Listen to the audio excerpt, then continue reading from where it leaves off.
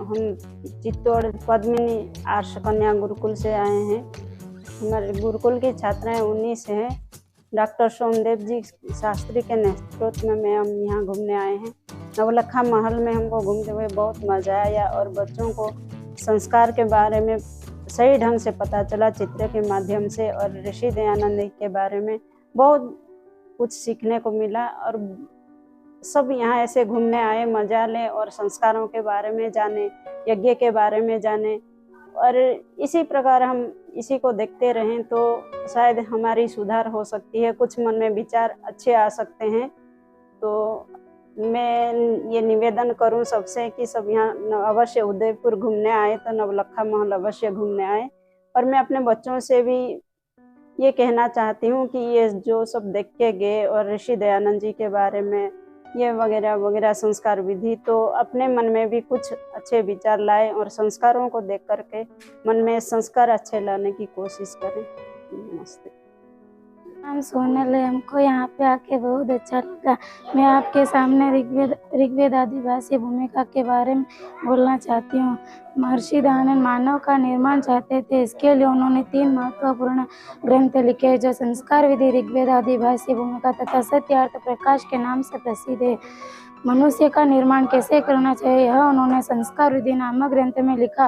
निर्माण का उपदेश वेदों में है। वेदों की जानकारी के लिए ऋषि ने ऋग्वेद आदिवासी भूमिका नामक ग्रंथ लिखा। निर्माण में बाधक, असत्य और मिथ्या मान्यताओं के खंडन के लिए सत्यार्थ प्रकाश नामक ग्रंथ लिखा।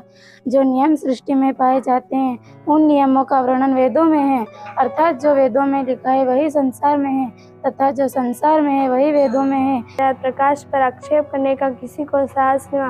इसमें जवदाय देह है जिन्हें श्री दयानंद ने समलास लिखा है।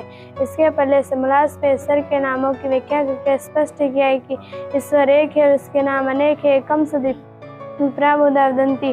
दूसरे समलास में माता पिता संतान को कैसी शिक्षा संस्कार दे जिससे उनके जीवन श्रेष्ठ बने। तीसरे समलास में आचार्य बालक और बालिकाओं को वेद आदि शास्त्रों की शिक्षा दे। शिक्षा देने वाले गुरु में कौन से गुण होने चाहिए, शिक्षा का स्थान गुरुकुल कैसा हो, कहाँ हो, किन ग्रंथों को पढ़ना चाहिए आदि विषयों का उन्होंने चौथे समलास में गृहस्थ का, 5वें में वानप्रस्थ संन्यास का था, 6ठे में राजस्थ का उन्होंने, 7वें समलास में ईश्वर जी और वेदों का, 8वें में सृष्टि की उत्पत्ति का था, 9वें समलास में मुक्ति के बारे में विस्तार से वर्णन किया है, 10वें समलास में आचार अनाचार धर्म आदि का वर्णन है।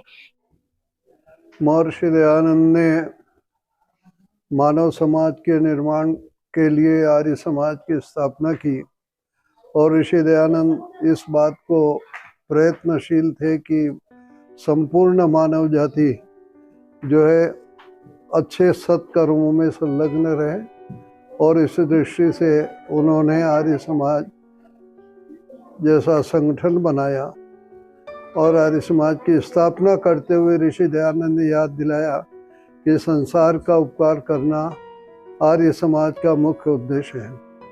अतः यह संस्था किसी व्यक्ति, परिवार, समाज ये नहीं बल्कि एक तरह से मानवता का संदेश ये दे रही है।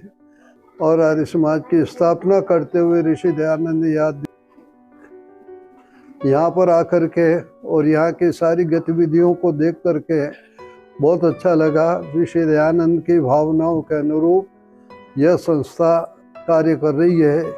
यहाँ के कार्य करने वाले समस्त पदाधिकारीगण और विशेष रूप से अशोक जी आर्य इसके लिए धन्यवाद और बधाई के पात्र हैं, जो इस संदेश को या इस भावनाओं को व्यक्त करने में निरंतर प्रयत्नशील है और ये कार्य सुचारू रूप से संपन्न कर रहे हैं। धन्यवाद।